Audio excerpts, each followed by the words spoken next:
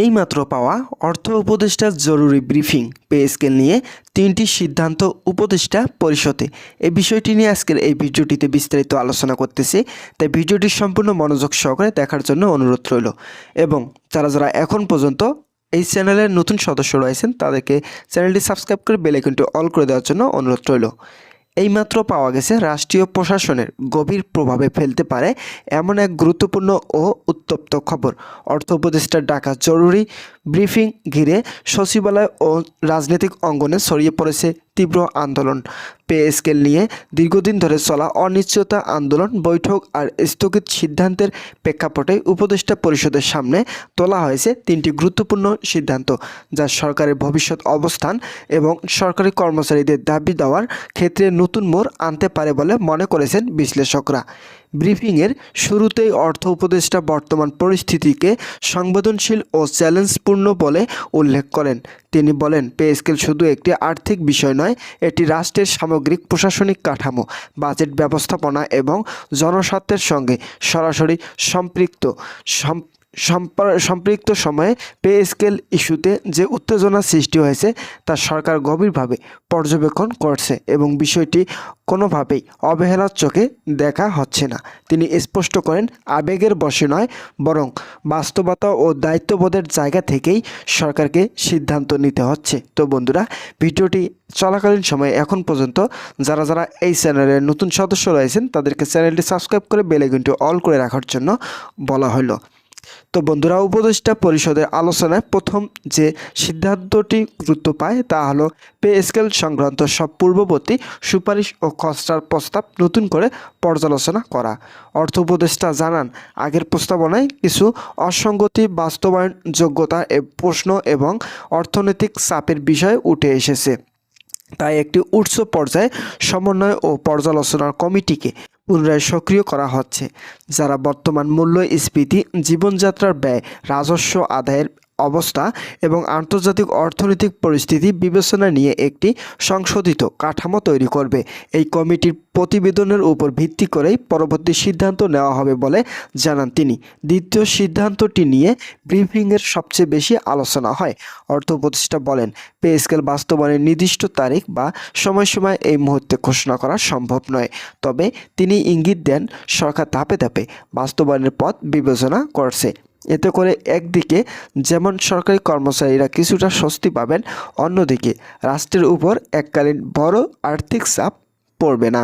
তিনি আরও বলেন, প্রয়োজনে গুরুত্বপূর্ণ ও অপেক্ষাকৃত কম বেতনের গ্রেডগুলোকে অগ্রাধিকার নিয়ে সিদ্ধান্ত নেওয়া হতে পারে, যাতে সামাজিক ভারসাম্য বজায় থাকে।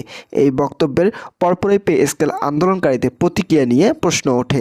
অর্থ উপদেষ্টা জানান, সরকার আন্দোলনের পেছনে যুক্তি ও দাবিগুলো বুঝতে পারছেন, তবে প্রশাসনিক কার্যক্রম বন্ধ হয়ে গেলে সাধারণ মানুষই সবচেয়ে বেশি ভোগান্তিকর শিকার হয়। তাই আলোচনায় দরজা খোলা থাকবে, কিন্তু বিশৃঙ্খলা বা অবরোধের মাধ্যমে দাবি আদায়ের পথ সরকার সমর্থন করে না। তৃতীয় সিদ্ধান্ত হিসেবে উপদেষ্টা পরিষদ থেকে কঠোর বার্তা দেওয়া হয়েছে প্রশাসনিক শৃঙ্খলা রক্ষার বিষয়ে। অর্থ উপদেষ্টা বলেন, পে স্কেল ইস্যুকে কেন্দ্র করে যাতে কোনো ধরনের সহিংসতা, অচলাবস্থা বা রাষ্ট্রীয় প্রতিষ্ঠানের ক্ষতি না হয়, সেজন্য সংশ্লিষ্ট সব দপ্তরকে সতর্ক থাকতে বলা হয়েছে। একই সঙ্গে তিনি জানান, যে কোনো সমস্যা আলোচনার মাধ্যমে সমাধান করতে সরকার প্রস্তুত, কিন্তু রাষ্ট্রীয় কার্যক্রম ব্যাহত হলে প্রয়োজন অনুযায়ী কঠোর সিদ্ধান্ত নেওয়া হতে পারে। ব্রিফিংয়ের শেষ অংশে অর্থ উপদেষ্টা গুজব ও বিভ্রান্তিকর তথ্য ছড়ানো নিয়ে উদ্বেগ প্রকাশ করেন। তিনি বলেন, পে স্কেল নিয়ে নানা রকম ভুয়া তথ্য সামাজিক যোগাযোগ মাধ্যমে ছড়িয়ে পরিস্থিতি উত্তপ্ত করার চেষ্টা করা হচ্ছে। এইসব বিষয়ে সবাইকে সচেতন থাকার আহ্বান জানিয়ে তিনি বলেন, সরকার স্বচ্ছতার সঙ্গে সিদ্ধান্ত জানাবে এবং আনুমানিক ভিত্তিক তথ্য বিশ্বাস না করার অনুরোধ রইল।